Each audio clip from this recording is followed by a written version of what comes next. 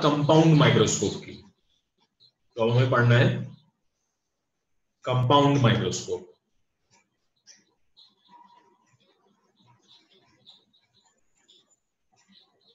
क्योंकि देखो इसमें भी बहुत प्रॉब्लम है सर। सिंपल माइक्रोस्कोप ना मैग्नीफाइंग ग्लास। हाँ, सिंपल माइक्रोस्कोप है। Okay sir. हालांकि जो आपके वो होते हैं ना, जो सोनार यूज करते हैं, मतलब यस सर। सोनार जो डायमंड वाले जो यूज करते हैं, क्या बोलते हैं उनको? हाँ, तो हाँ सर। वो इससे एक एक नहीं होता वो। आई आई आँख। आंख पे जो लगा देते हैं, आंख पे लगा के रखते हैं। तो वो जो है वो कॉम्बिनेशन होता है। That is a combination of to lenses. हालांकि वो एक सिंपल माइक्रोस्कोप की तरह एक्ट कर रहा होता है, but that is a chromatic combination. क्योंकि आप जितना ज्यादा मैग्नीफाइंग पावर लाओगे, बाकी उसमें जो क्रोमैटिक एबरेशन है वो भी बढ़ता है। तो इसलिए फिर आपको एक क्रोमैटिक कॉम्बिनेशन यूज करना पड़ेगा हायर पावर। अच्छा, internet connect of to lenses, it will be a combination of to lenses.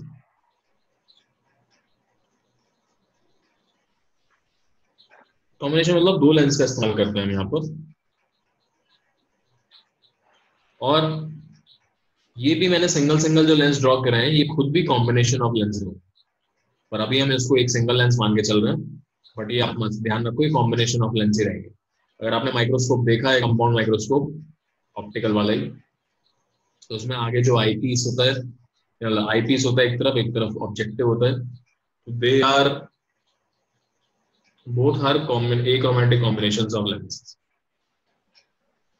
So इधर की तरफ आप ऑब्जेक्ट रखते हो यहाँ पर कहीं, तो ऑब्जेक्ट रखोगे तो उस साइड का जो लेंस होगा that will be called objective. Objective piece या ऑब्जेक्टिव लेंस। इधर ऑब्जर्वर रहेगा तो आपकी आई इधर की तरफ रहेगी, तो ये आई पीस कहलाता है।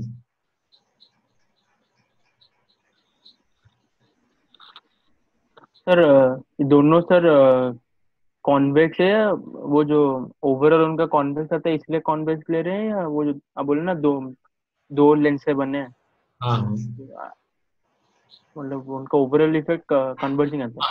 हाँ, ओवरऑल कन्वर्जिंग। दोनों ही, दोनों ओके। Converging overall. ओके। तो इसका भी जो भी इफेक्टिव फोकल लेंथ होगा उसको एफ ओ बोल रहे हैं, इसका जो होगा वो एफ ई बोल रहे हैं। अब ये क्या काम करता है, ये सिंपल माइक्रोस्कोप में जो काम आपने किया था, मतलब आपने मैग्नीफाई किया था इसमें, वही सेम काम यहाँ पर आईपीस करता है। लेकिन वो करता क्या है, पहले थोड़ा सा मैग्निफिकेशन इससे करा लेता है। कैसे?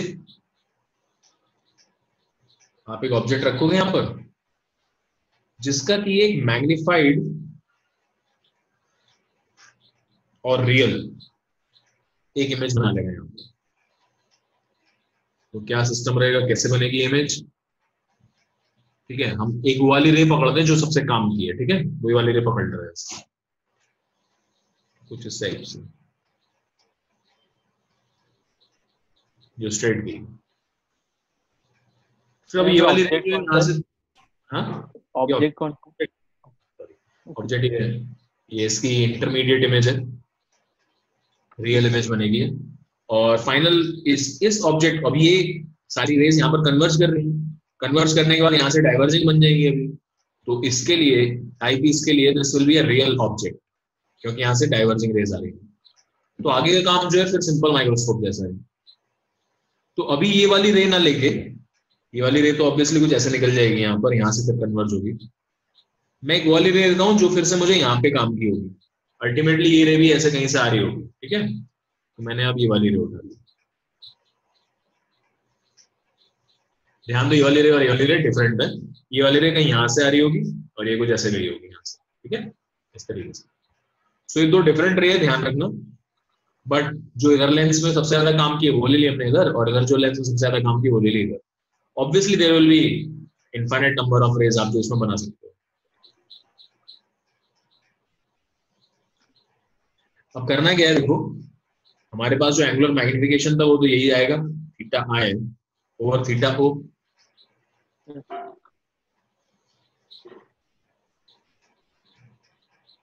तो ये वाले डिस्टेंस को मैं बोलूंगा U फॉर ऑब्जेक्ट, मतलब UO है, ऑब्जेक्ट का डिस्टेंस है, लेकिन किसके लिए? ऑब्जेक्टिव लेंस के लिए।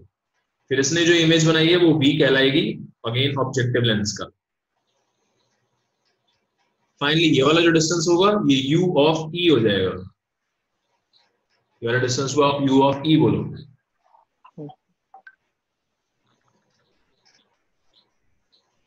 तो ये जो डिस्टेंस है between objective lens and eye piece, this is called tube length, इसको ट्यूब लेंथ बोल रहे हैं, LA।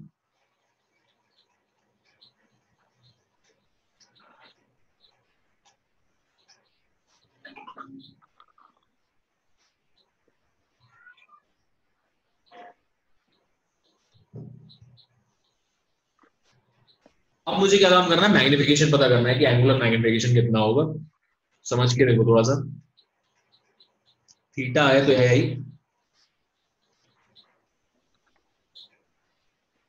मेरे को ये थीटा है ही पता करना है,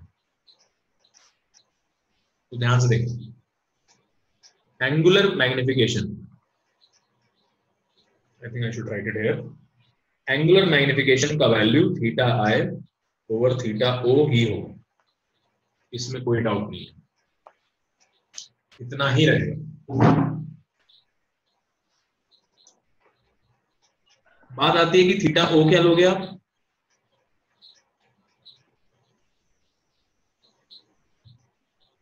इसी से कंपैरिजन करोगे कि विदाउट दिस माइक्रोस्कोप आपको मैक्सिमम कितना बड़ा दिखाई दे रहा था, और फिर इसकी वजह से आप कितना एंगल इसमें सबटेंड करा रहे हो।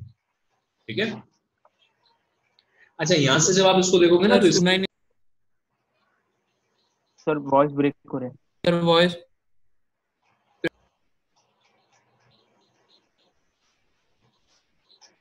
ट्राई करो बेटा, ठीक है, थोड़ा ट्राई करो। ये सर।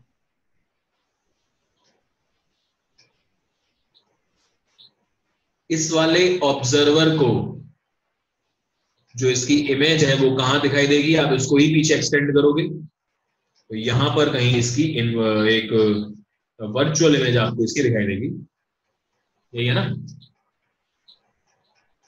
अब अगर आप यहां पर थीटा बाय थीटा को करोगे तो ओवरऑल जो मैग्निफिकेशन आ रहा है इसमें, वो देखो ध्यान से, वैल्यू आ जाएगी थीटा बाय थीटा हो, तो हो जाएगा equal to HI' upon UE divided by HO upon D।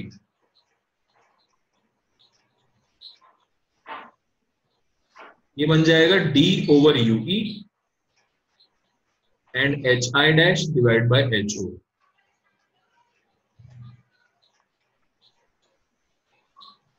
ये दो क्वांटिटीज में कन्वर्ट हो गया। याद करो D अपॉन UE क्या होता था? D upon UE simple microscope का मैग्निफिकेशन होता था इन जनरल वाला। तो ये आई पीस के लिए मैग्निफिकेशन है और ये एंगुलर वाला मैग्निफिकेशन होगा, ये आई पीस का मैग्निफिकेशन है, जैसा सिंपल माइक्रोस्कोप में आएगा बिल्कुल वैसे ही। जबकि ये वाला जो है ये लीनियर वाला मैग्निफिकेशन है, जो हम रे ऑप्टिक्स में जान पढ़ते थे, HI/HO।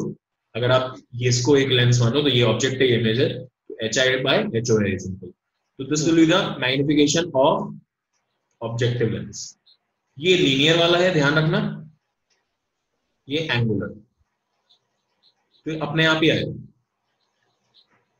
एक तरीके से आपने इसका मैग्निफिकेशन मल्टीप्लाइड बाय इसका मैग्निफिकेशन कर दिया है, लेकिन इसका लीनियर वाला लेना पड़ रहा है और इसका एंगुलर वाला। ये अपने आप ही रिजल्ट यहां से आ रहा है, तो ठीक है। वो कई बार क्या होता है, हम डायरेक्टली इसको लिख सकते हैं, सीधे सीधे भी लिख सकते थे यार, इसने ट्वाइस कर दिया, इसने 5 टाइम्स कर दिया, तो टोटल 10 टाइम्स हो जाएगा 2 into 5। लेकिन उसमें फिर ये नहीं समझा पाओगे कि आप इधर लीनियर क्यों लिया, इधर एंगुलर क्यों लिया, तो अपने आप ही आ रहे हैं। ठीक है, तो अब हम वो वैल्यूज डाल देते हैं यहाँ पर, काम खत्म हो जाएगा। तो यार इसी को आगे लिख लो इसको, so this will be equal to HI/' by HO' अगर आप लिखोगे तो VO by UO आएगा, ये VO upon U। माइनस भी आएगा क्या इसमें?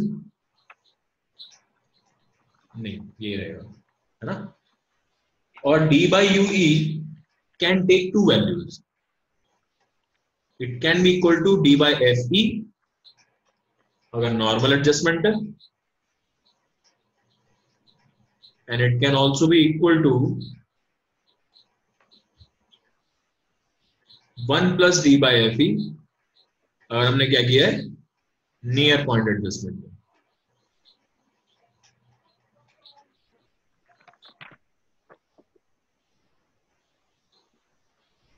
बताओ बच्चों, यहां तक क्लियर है क्या? Yes sir. नॉर्मल एडजस्टमेंट में क्या होगा? नॉर्मल एडजस्टमेंट में ये वाली जो इमेज है इसके फोकस पे बनी होगी, और नियर पॉइंट एडजस्टमेंट में फोकस से थोड़ा सा इधर बनेगी, सच दैट आपकी फाइनल इमेज नियर पॉइंट पे बन रही होगी इसके इधर जो ऑब्जर्वर है। तो वो ये, और ज्यादा कुछ नहीं है इसमें। बाकी एक दो चीजें और समझ में आनी चाहिए आपको, वो ये दैट दोनों की ही फोकस जो होते हैं वो बहुत छोटे होते हैं, both of their focus are very very small. तो इसका जो फोकस होगा ना बहुत पास पे होगा, और जब आप इमेज यहां बनाओगे तो देखो V O will almost be equal to L, V O का वैल्यू ऑलमोस्ट एल के बराबर हो जाएगा। जब सर एफ ही लेंगे। हाँ,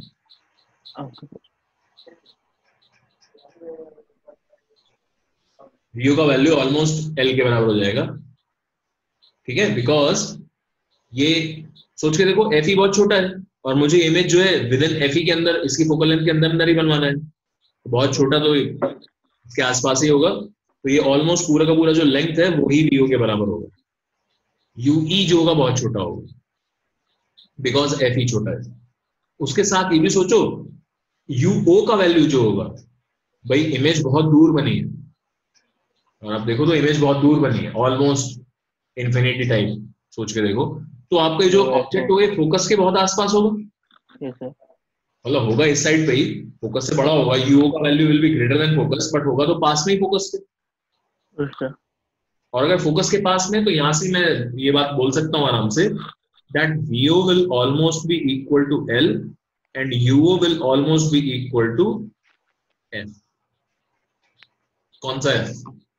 FO, ऑब्जेक्टिव का फोकस। अब ये अप्रोक्सीमेशन लगाने क्यों पड़ रहे हैं हम, यही ऐसे क्यों नहीं छोड़ दे रहे? ऐसे हम इसलिए नहीं छोड़ दे रहे, देखो इसमें वैल्यू फिक्स आती थी कि भाई इतना रहेगा आपका मैग्निफिकेशन, यहाँ पर क्या ये वी और यूओ की वैल्यू पे डिपेंड करने लग गया, विच वी डोंट वांट। तो हम यहाँ पर भी कुछ एक ऐसी वैल्यूज लिखना चाहते हैं कि कुछ तो अप्रोक्सीमेट पता लगे कि इतना लगभग मैग्निफिकेशन होगा। तो आप इसको इस तरीके से कर सकते हो, you can even use 1 upon V O minus 1 upon U O equals to 1 upon F O, ये भी कर सकते हो, इसमें कोई बहुत बड़ी बात नहीं है। इसमें वीओ से मल्टीप्लाई कर लो कोई इक्वेशन को, तो बन जाएगा 1 minus V O upon U O equal to V O upon F O, और फिर वी अपॉन यू की वैल्यू आ जाएगी 1 माइनस वीओ बाय एफओ। अब वीओ बहुत बड़ा है, एफओ बहुत छोटा है, तो ये क्वांटिटी बहुत बड़ी है, इसमें अगर 1 आप ऐड सब्ट्रैक्ट करोगे इट डजंट मैटर, तो V O by U O will be V O by F O, वो तो आ गया, और फिर वीओ की जगह फिर से आप अलग दोगे तो सेम रिजल्ट आ जाएगा। तो देखो ध्यान से, फॉर नॉर्मल एडजस्टमेंट लिख रहा हूं मैं, ये देखिए आप, for normal adjustment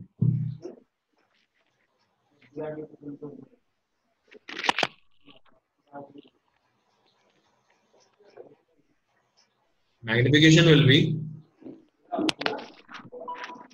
L over FO D by FE।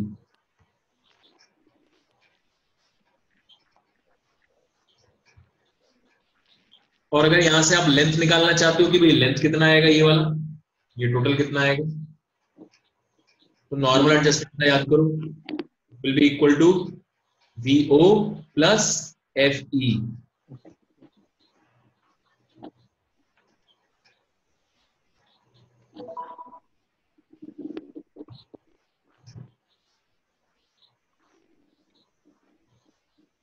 VO plus FE हो जाएगा।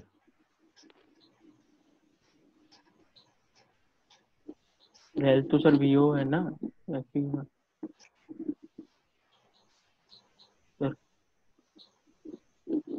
सर एफई तो बहुत छोटा है ना सर, ऐड क्यों करें? ऑलमोस्ट इक्वल है बट एग्जैक्टली तो नहीं है ना।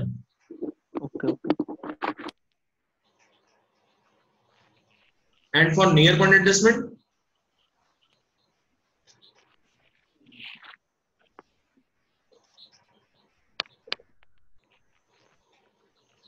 मैग्निफिकेशन का वैल्यू कितना आएगा?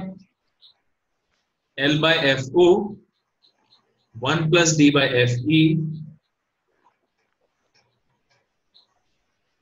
and L will be equal to VO plus UE.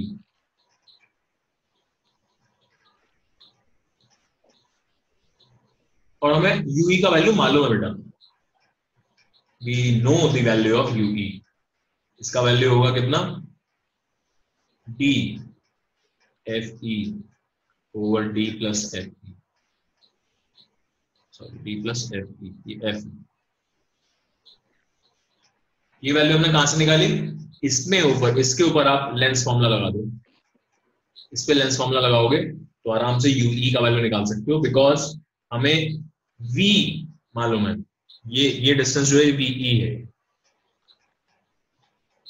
यहां से लेकर यहां तक VE हमें मालूम है कैपिटल D होना चाहिए, तो उसकी वैल्यू रखोगे तो आराम से रिजल्ट आ जाएगा, कोई बहुत बड़ी बात नहीं है, वाला रिजल्ट आ जाएगा।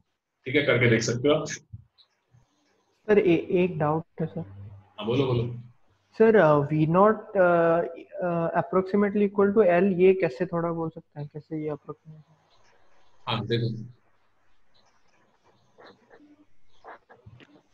इन माइक्रोस्कोप्स में आप देखोगे दोनों के ही जो फोकल लेंथ होते हैं बहुत छोटे होते हैं, दे आर वेरी स्मॉल, ये लेंथ हम काफी बड़ा रखते हैं। Okay sir. और जब आपको ये इमेज, इसको अगर मुझे सिंपल माइक्रोस्कोप की तरह ट्रीट करवाना है तो इसका जो ये इमेज बनना चाहिए ये विद इन फोकस और है ना बियॉन्ड फोकस बनना चाहिए, फोकस एंड ऑप्टिकल सेंटर के बीच, सेट के बीच। हाँ, फोकल लेंथ बहुत छोटा है तो ये ऑलमोस्ट यही बन जाएगा बिल्कुल इसके पास। हाँ सर, तो आपको view will be almost L. हाँ ठीक है ना, इसलिए तो ये आपके पास रिलेशन है। अच्छा, मैग्निफिकेशन क्या लगता है तुम्हें इसमें, ओवरऑल नेगेटिव आ रहा है पॉजिटिव आ रहा है? देख के बताओ, ये ऑब्जेक्ट और ये इमेज है, तो मैग्निफिकेशन नेगेटिव लिखना चाहिए पॉजिटिव? नेगेटिव। नेगेटिव, ठीक है, तो नेगेटिव लगा लो इसमें। सिंपल माइक्रोस्कोप में इरेक्ट बन रही थी इमेज तो उसका पॉजिटिव था, इसका नेगेटिव है। और ये नेगेटिव पता है किसके लिए, किसकी वजह से आ रहा होगा? क्योंकि ये वाला जो मैग्निफिकेशन है, ये कहां गया, ये वाला जो मैग्निफिकेशन है इसका MO लीनियर वाला जो है ये नेगेटिव में रहेगा। इसी ने पलटा है ना इसको, इसने तो सेम रखा है, इसने स्ट्रेट रखा है, इसने इरेक्ट रखी है इमेज, लेकिन इसने पलट दिया तो ये मैग्निफिकेशन नेगेटिव है। सर थोड़ा रे डायग्राम थोड़ा समझ, कैसे कौन सा? हाँ, ये वाला जो रे है ये हमने ऑप्टिकल सेंटर वाला पास होते देखा, और ये वाली रे ऐसे निकल जाएगी, ठीक है, यहाँ से ऐसे निकलेगी, फिर इसमें से एंटर करके कुछ इस टाइप से निकलेगी कि ऐसे गई, सच दैट आप इसको पीछे एक्सटेंड करोगे तो यहाँ मीट करेगी। ठीक है, ओके सर। और ये वाली जो रे आ रही है ये यहाँ से आई होगी ऐसे, यस सर। तो ये वाली रे और ये वाली रे दोनों अलग अलग है। कैलकुलेशन आसान हो इसलिए मैंने इधर ये वाली रे ली, इधर ये वाली रे। Yes sir.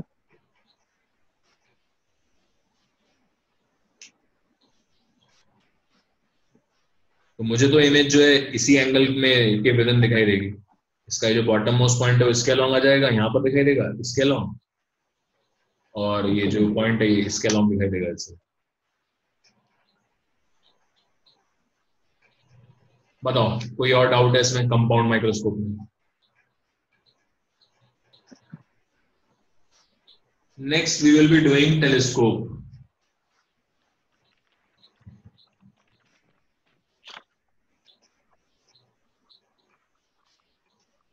और उसमें भी पहले हम करेंगे एस्ट्रोनॉमिकल टेलीस्कोप।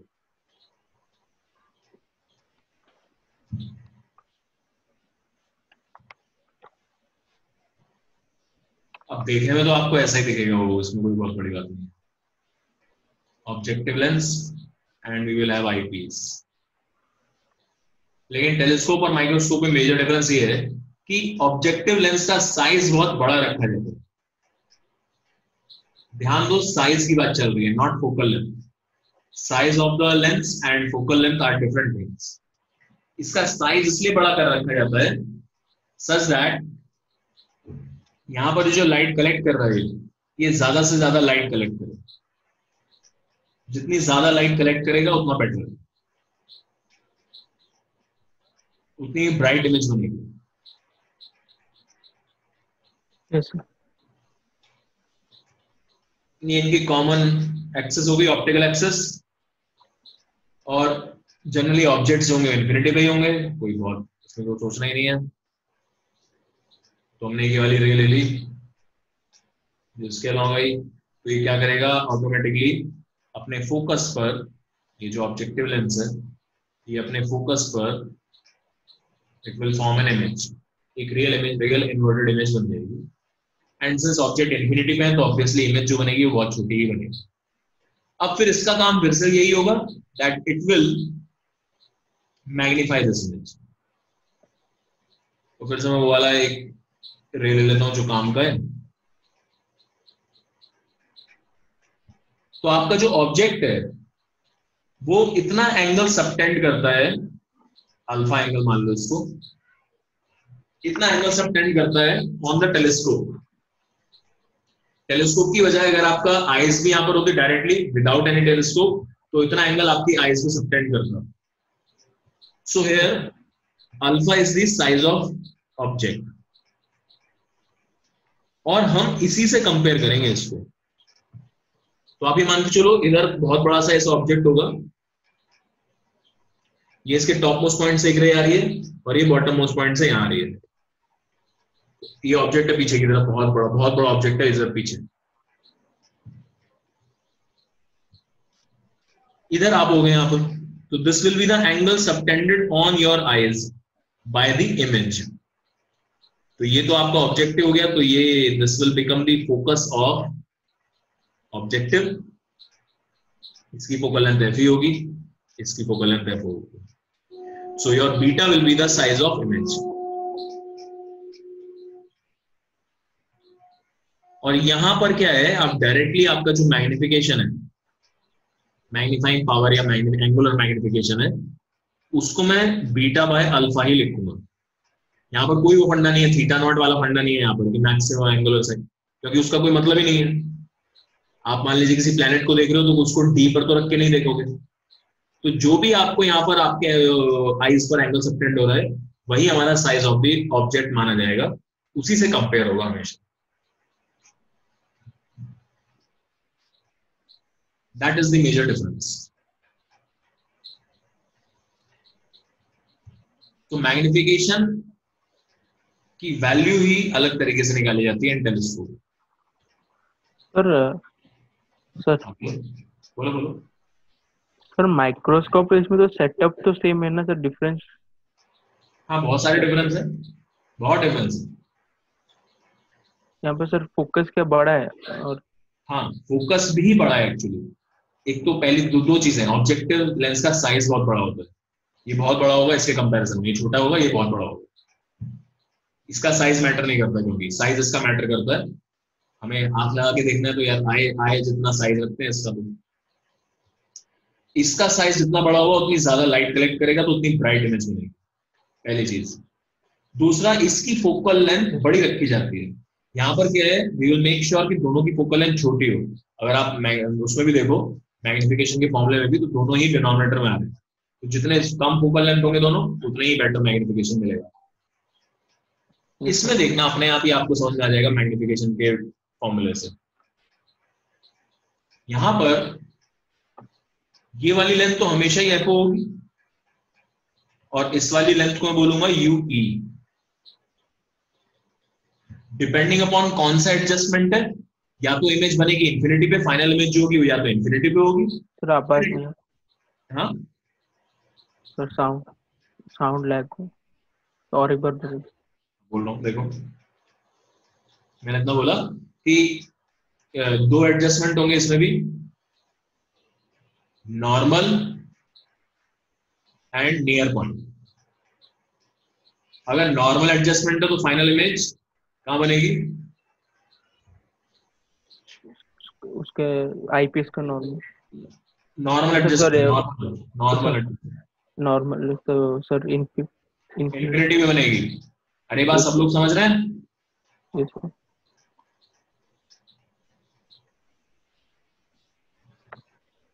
और अगर नियर पॉइंट एडजस्टमेंट है तो ये डी पर बन जाएगा, कैपिटल डी पर। तो हमें अभी अभी तो हम नॉर्मली वैसे देख रहे हैं। सो यहां से आप देखोगे कि अल्फा का जो वैल्यू है, अल्फा का वैल्यू आ जाएगा इस वाले ट्राइंगल से, ये अभी अल्फा ही होगा, अगर ये भी बीटा ही होगा। इस वाले ट्राइंगल से अगर आप सोचोगे तो it will be H over F O, जबकि बीटा आ जाएगा H over F E U E. ठीक है? सो नॉर्मल एडजस्टमेंट है मान लो पहले तो। अगर नॉर्मल एडजस्टमेंट है तो कहानी कुछ ऐसी रहेगी, that your M theta will be beta which is H O upon F E, because U का वैल्यू हम कितना रखेंगे? एफ ई रखेंगे। अगर मुझे नॉर्मल एडजस्टमेंट चाहिए तो इसके फोकस पे होना चाहिए। उस केस में क्या होगा? यही वाला पॉइंट दोनों का कॉमन फोकस हो जाएगा। नॉर्मल एडजस्टमेंट में ये कहानी रहेगी, डिवाइडेड बाय ये एच नहीं है, एच ओ नहीं है, एच है सिंपली, इसका हाइट जो भी है वो H, divide by alpha. Alpha का वैल्यू है एच ओवर एफ ओ, तो यहां से रिजल्ट क्या आ गया? F O by F E, F O upon F E. और मैं एक माइनस लगा दूंगा क्योंकि मुझे पता है इन्वर्टेड इमेज बन गई। So this is the magnification of telescope in normal adjustment.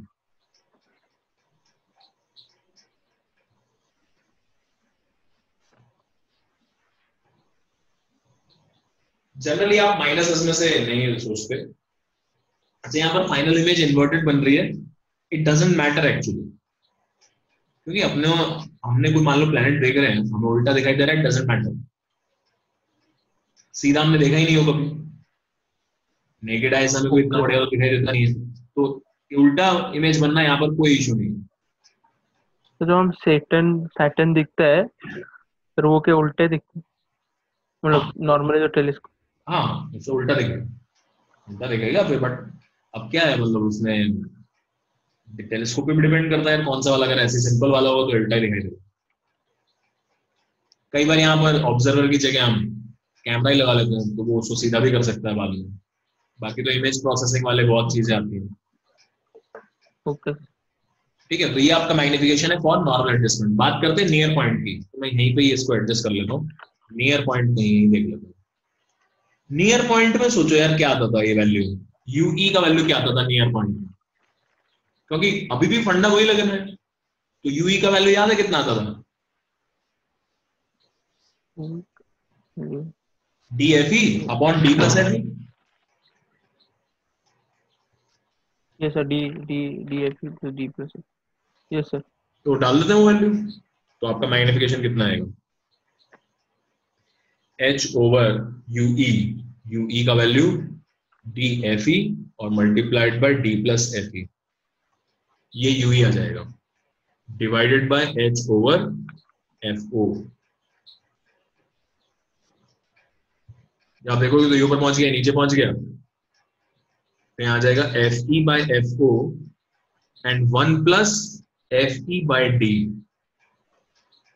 ध्यान दो उल्टा हो गया, ये भी ध्यान रखना उल्टा हो गया ये। और मैं एक माइनस लगा ही दूंगा क्योंकि ये भी नेगेटिव उल्टा ही दिखाई देगा। थोड़ा सा कैलकुलेशन करोगे आ जाएगा। डिफरेंस देख लो, इसमें 1 plus F D by F ई आता था, यहाँ पर 1 प्लस एफ ई अपॉन डी आता। दोनों देख लो। सर सर सर यहाँ पे जो एंगल परसीव अल्फा वो बहुत छोटा कैसे हो रहा है? छोटा ही हुआ ना यार अल्फा। अल्फा में तो नॉर्मल आप एस्ट्रोनॉमिकल टेलीस्कोप है, कितना ही एंगल सबटेंड करेगा प्लैनेट, कितना एंगल सबटेंड करेगा? ओके सर, है कि नहीं? Yes sir. और इनफैक्ट बीटा भी छोटा ही रहेगा, अल्फा से बड़ा होगा, बट अप्रोक्सीमेशन के लिए तो ये भी तैयार है इसमें बीटा में। क्या 10 डिग्री हो गया तो बहुत बड़ा दिखाई देने लगेगा आपको। अगर ये 10 डिग्री भी हो गया ना तो ये बहुत बड़ी इमेज बन जाएगी 10 डिग्री पे। तो अल्फा तो 1/60th ऑफ एंगल भी होता है कभी, 1/60, मतलब अगर आप मून देख रहे हो, मून के लिए अलग कहानी है, देखो मून काफी बड़ा एंगल सबटेंड करता है, बट बाकी कोई प्लैनेट या स्टार देखोगे ये एंगल तो बहुत ही छोटा रहने वाला है। और बीटा में भी इसका अगर 100 टाइम्स भी हो जाए ना तो भी एंगल वाला अप्रोक्सीमेशन लगा सकते हैं यहाँ पे, ट्रिग्नोमेट्री वाला। ऑलराइट, नाउ टेल मी, आपको ये मैग्निफिकेशन मिला, इसी से मुझे बताओ एफओ बड़ा होना चाहिए एफई?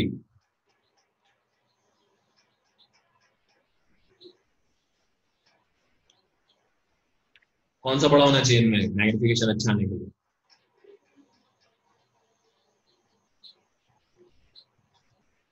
सर एफओ बड़ा, एफओ को लार्ज होना पड़ेगा, तो एफओ यानी कि ऑब्जेक्टिव लेंस का साइज भी as well as focal length भी बड़े होगा।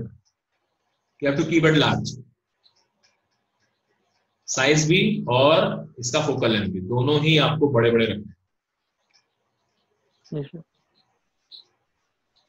साइज इसलिए बड़ा रखना है जिससे ज्यादा लाइट कलेक्ट हो, फोकल लेंथ इसलिए बड़ी रखनी है जिससे ज्यादा मैग्निफिकेशन है। ये बेटा F O by F E है, इसको ठीक कर लेना एक बार सब लोग। F O upon F E हो गए नॉर्मल एडजस्टमेंट में। Normal sir to F O plus F E, F O plus F E कुछ है नहीं इसमें। नियर पॉइंट में कितना होगा F O plus D F E by T plus F E. Correct, good, क्योंकि ये यूई की वैल्यू होती है। एक ही डिफरेंस है, ज्यादा कुछ नहीं। टेरेस्ट्रियल मतलब आपको जमीन पर ही कोई ऑब्जेक्ट्स हैं जो कि काफी दूर, और आपको इमेज देखना है। पायरेट जैसे, हाँ वही वाला बिल्कुल सही पकड़ा। बाइनोकुलर्स भी वही है, हालांकि बाइनोकुलर्स में थोड़ा सा डिफरेंट होता है, बट यस टेरेस्ट्रियल टेलीस्कोप वही चीज है जिससे आप जमीन पर ही जो ऑब्जेक्ट्स हैं काफी दूर उनको देखना चाहते हो। तो सब फंडे सेम है, एक्सेप्ट आप इन्वर्टेड इमेज से अब आपका काम नहीं चलेगा। मुझे इमेज चाहिए सीधी, तो क्या करते हैं, ऑब्जेक्टिव लेंस तो लिया ही है आपने, आईपीस लिया ही है, यहाँ पर बीच में आप एक इन्वर्टिंग लेंस लगा देते हो।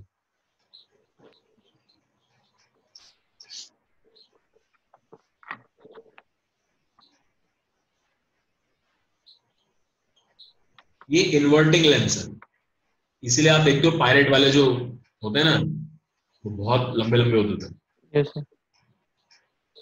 जबकि ये वाले जो टेलीस्कोप होते हैं ये इतने लंबे नहीं होते, इसका ट्यूब लेंथ बहुत ज्यादा नहीं होता, छोटे भी हो सकते हैं। ये इनको इन्वर्टिंग की वजह से इसका लेंथ जो बढ़ जाता है।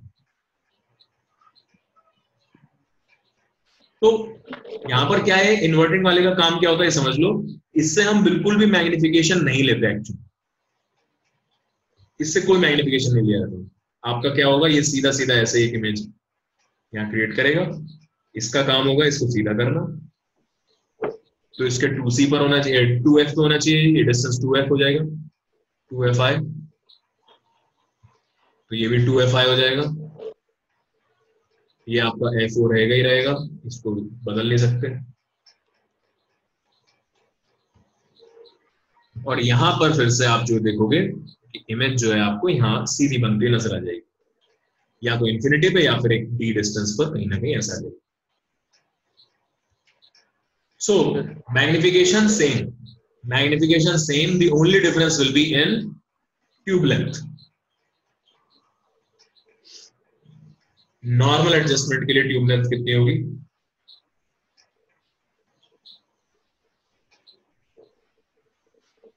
FO प्लस 4 टाइम्स FI, और प्लस ये भी नॉर्मल एडजस्टमेंट है तो ये भी FE रहेगा, एंड फॉर नियर पॉइंट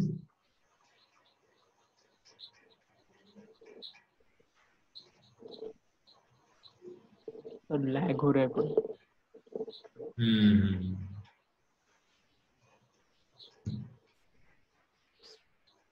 देख लो आराम से।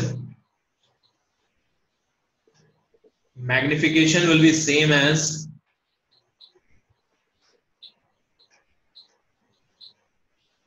Astronomical telescope